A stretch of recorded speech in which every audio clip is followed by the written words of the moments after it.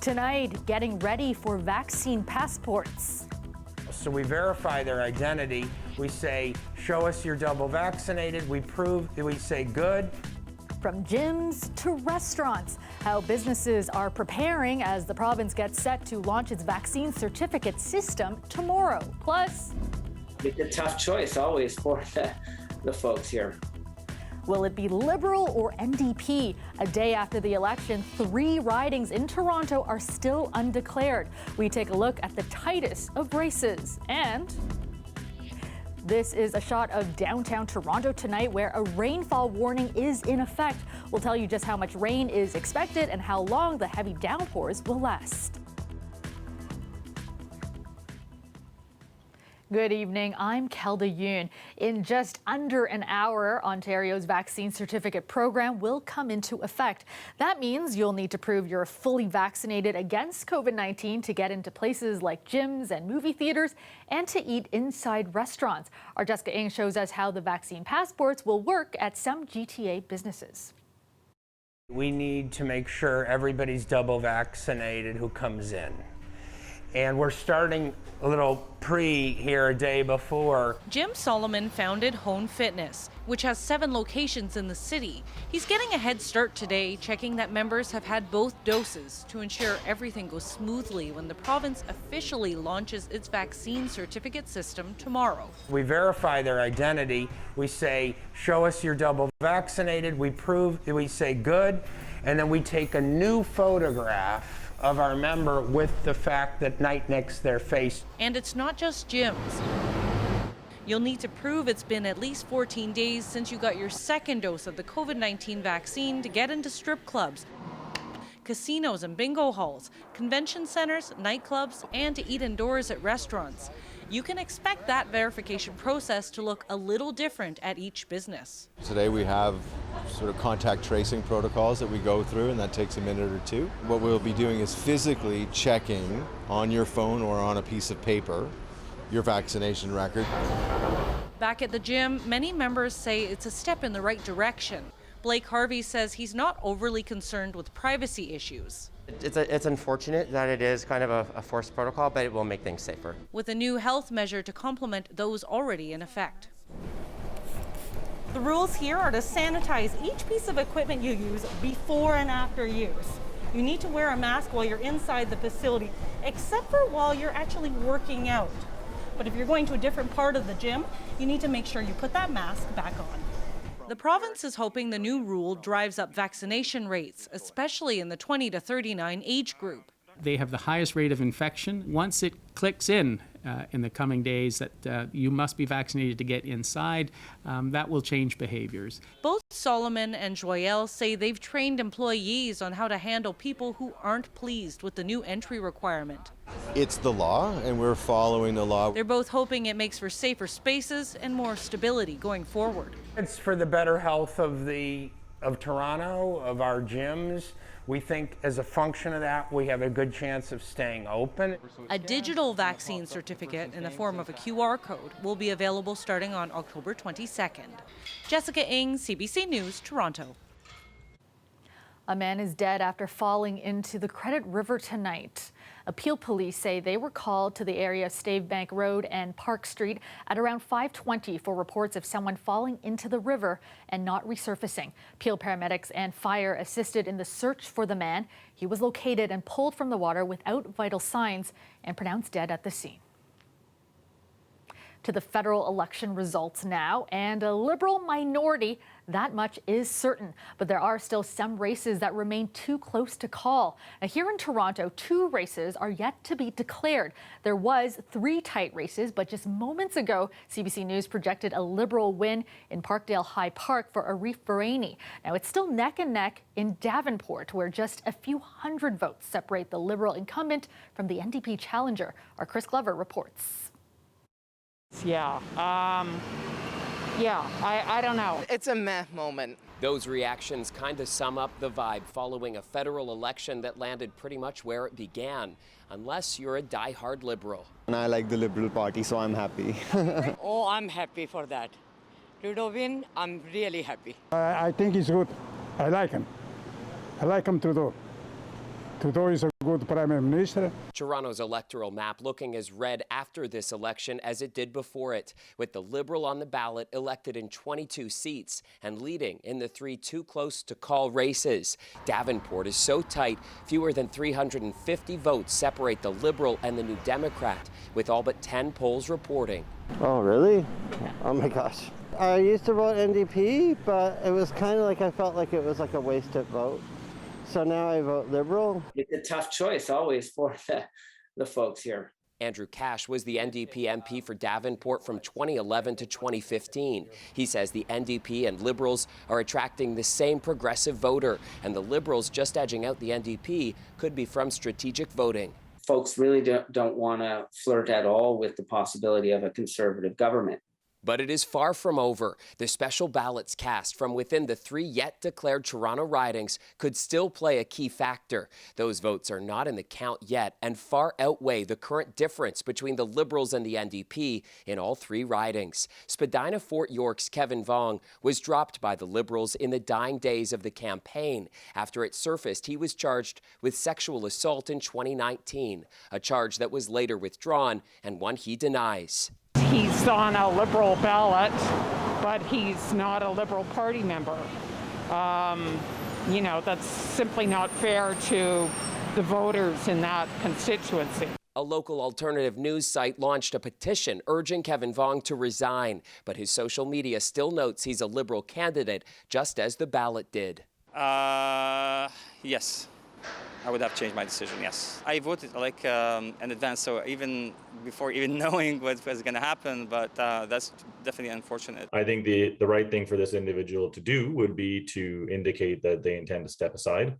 Ontario Liberal strategist Omar Khan says he should try a by-election as an independent. The voters of the riding deserve to send a representative to Ottawa, knowing whether or not they will be sitting in a party caucus.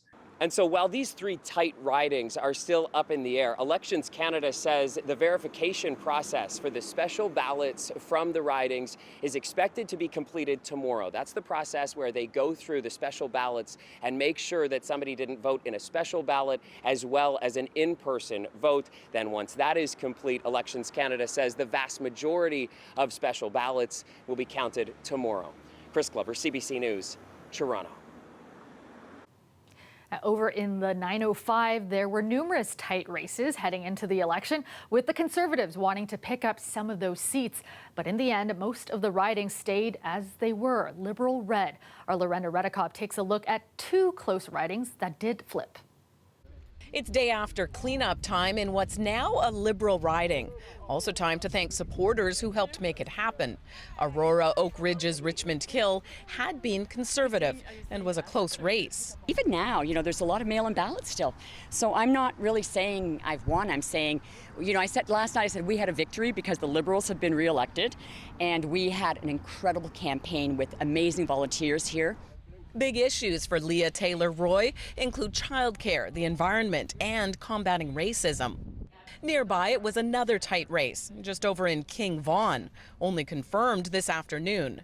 This one also flipped, but from Liberal to Conservative. Well, sweet revenge. It was great. We worked hard, so it paid off. It was thrilling, exciting. I was so happy because my team have worked night and day. Anna Roberts says key issues are making life more affordable and seniors' concerns. It's a riding where last night people waited for an hour and a half to mark their ballot.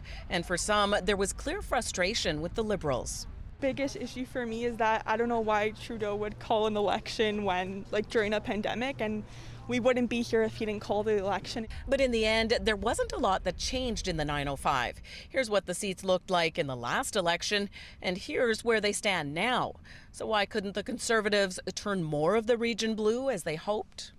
I think the start of the campaign was very strong. The first 2 or 3 weeks of the campaign, it looked like a winning campaign to the outside. I think they let Mr. Trudeau control the agenda too much in the last 10 to 14 days. I think they were off message, off script, and Mr. Trudeau was controlling the agenda. The Trudeau brand is still a strong one, especially in a lot of diverse communities like the one I'm from in Brampton. The Liberal Party brand is still strong here. and a lot of folks are willing to give them another shot because over the COVID pandemic, the Liberals did a decent job. This newly elected Conservative, who convinced voters it was time for change, says she's looking forward to getting to Ottawa and representing their voices. Lorenda Redicomp, CBC News, Vaughan.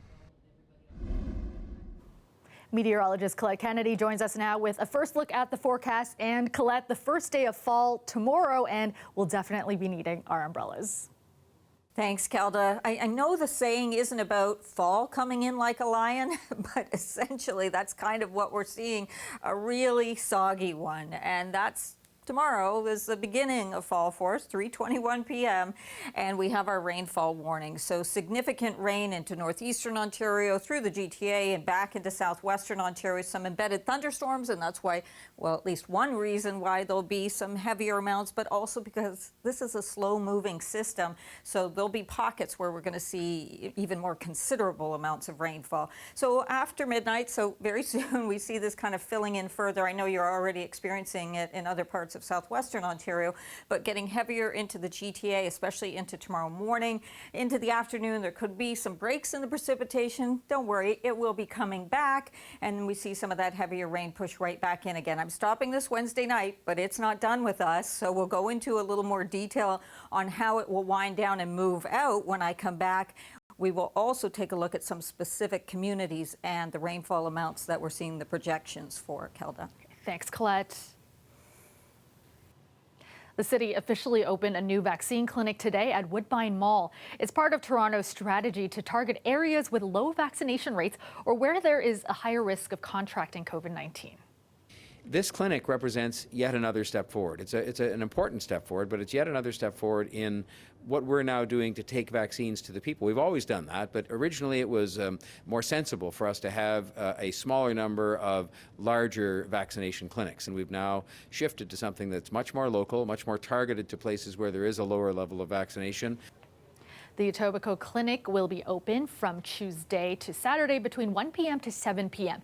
Meanwhile, the city is also launching a new program this weekend called Shop and Vax, which, you guessed it, allows you to shop and get vaccinated at major shopping malls across the city. Parents, teachers, and students gathered outside the Toronto District School Board's headquarters this evening to protest hybrid learning. As Natalie Collette explains, they're calling for an end to the learning model, worried it's creating an uneven education system in the province.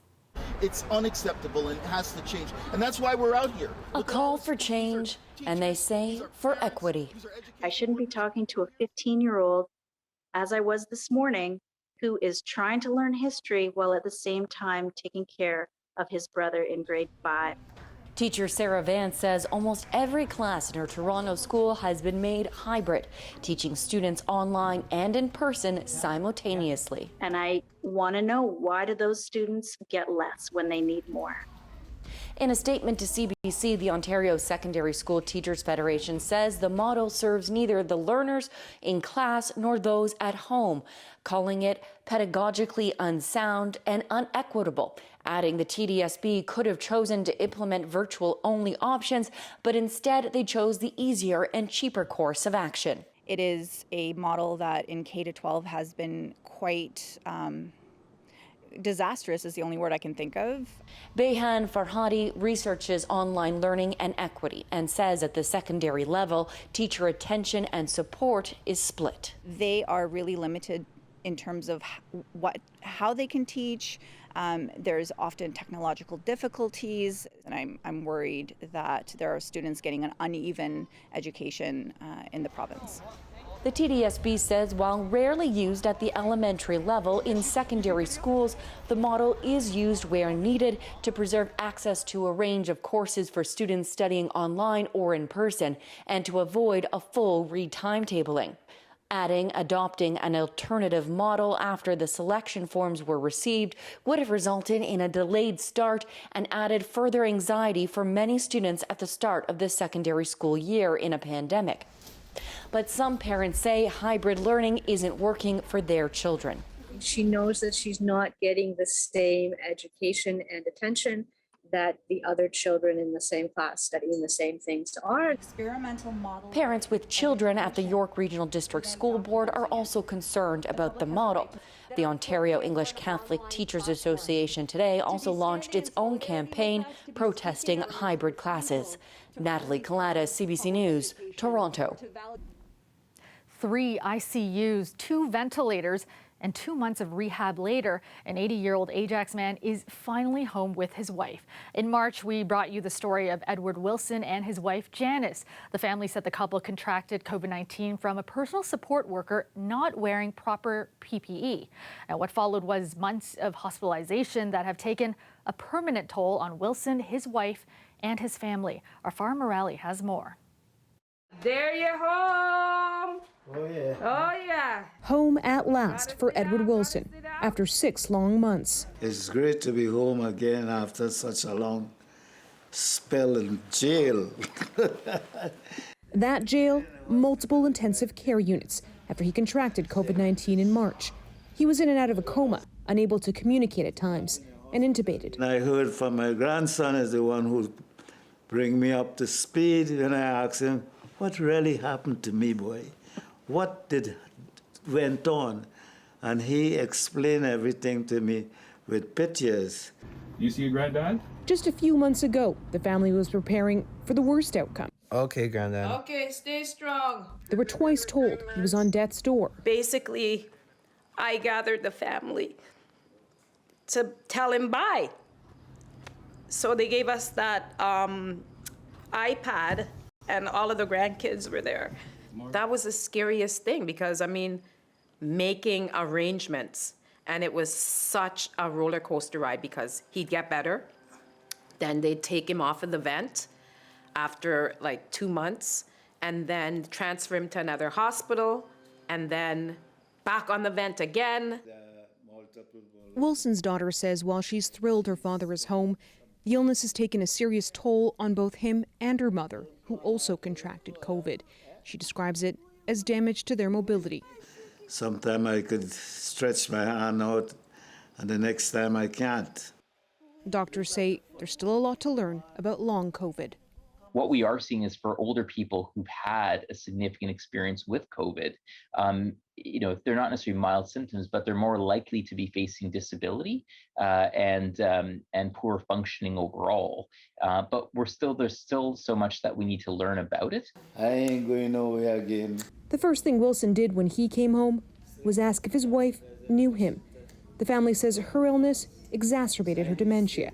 Now she needs round-the-clock care. She's in a space outside of knowing me, so I had to bring her back into that space that she knows me. Wilson says he's determined to get better so he can be strong enough to take care of her. Farah Morali, CBC News, Toronto. With what he's doing in the second half of the season, as he sends one a long way to left center and stay hot, Lourdes Gurriel. Jays-Rays Game 2 tonight in Florida. The Blue Jays trying to shake off last night's loss as they chase a wild card spot. Skip to the top of the 6th. The game is tied 2-2 when Bo Bichette's sac fly brings in the tiebreaker for the Jays. And they'd add another in the 8th. The Rays almost came back in the bottom of the 9th. Bases loaded when Joey Wendell hits this fly ball to right field. Teoscar Hernandez makes the catch to avoid an upset. Jays win 4-2 to tie up the series. And you're looking at a live shot of the Toronto skyline. The rains, they're on their way, and they'll be sticking around for the next little while. Currently, it's 20 degrees in downtown Toronto. All right, let's go back to Colette now with a look at your extended forecast. And Colette, we can expect heavy rains overnight and into tomorrow. Thanks, Kelda. Yeah, I'm not going to spend a lot of time on this particular board because I showed it earlier in the show, but I do need to just recap and reiterate that we do have this rainfall warning that's in place because of the significant amounts of rain we're going to be seeing tonight, but Thursday too, most of it though coming tomorrow for Wednesday. So there are thunderstorm risks in here, and as I was talking about earlier, and I'm going to show you specific communities, some areas looking at more than exceeding, 70 millimeters of rainfall. So it's been filling in through southwestern Ontario. Again, some of those embedded storms mean locally you get some heavier downpours and hearing the thunder at times as well. And then it works its way and becomes more intense into the Golden Horseshoe and up into cottage country, all around Georgian Bay, northeastern Ontario. You don't get out of this either. And maybe some breaks to see how the precipitation, still the cloud cover's there, but along the lakeshore, it looks like it's letting up. That's the lakeshore of Lake Ontario, not for Lake Erie. But then it comes and fills back in tomorrow night, lingers into Thursday. Now Thursday you can see the widening. So we've got the area of low pressure here and the kind of outer bands of the frontal boundary that's such a slow mover pushing off towards the east. So what happens is you get this wraparound and you get tagged by more showers that end up coming back in. So we'll have breaks Thursday and then we'll see some more rain repeating. Yes, there are some models that want to put close to 100 millimeters by the time we get all the way towards Thursday in some of these communities like Kitchener, London, and we'll be watching those areas west of the GTA very carefully. Temperatures overnight tonight, 15 for you, 14 in Chatham-Kent, but 15 for Windsor. And we're looking at mostly high teens. Markham, you're down to 16. And then tomorrow, that temperature up to 21, first day of fall. Into the afternoon it starts, but that temperature will probably drop off and come down into the higher teens through much of the afternoon, Kelda. Thanks, Colette.